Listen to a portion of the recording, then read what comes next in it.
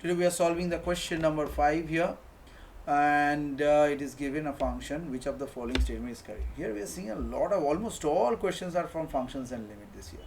So here let's evaluate each statement. F0 equal to 0 and F1 equal to 1. That is F0 equal to, we can take it like 0 by 2 minus 0, 0, and F1 is 1 by 2 minus 1, that is 1.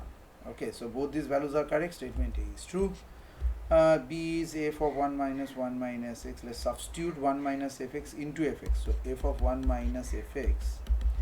So 1 minus fx, 2 minus 1 minus fx. So 2 minus x minus x, 2 minus 2x, 2x. So it's 1 minus x by x. Okay. So however, 1 minus x is not equivalent to 1 minus x. In the 0 to 1, so ये अपना wrong हो गया.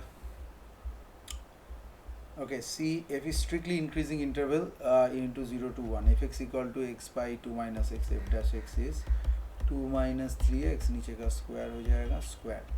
So this derivative is positive and in the interval 0 to 1, so this statement is also true. Next, f is strictly concave. Strictly concave होने के लिए क्या करना पड़ेगा? F double dash x निकालना पड़ेगा, double derivative.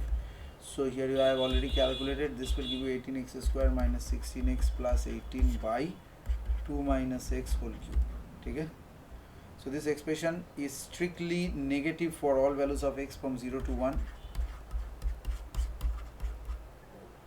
So this statement is incorrect as well. Okay? So here now there is two options which are very closely incorrect. But strictly concave, in some cases, in both the options are wrong. So you go for the definite wrong and the strongly wrong thing. Okay, so here B is the answer will be taken.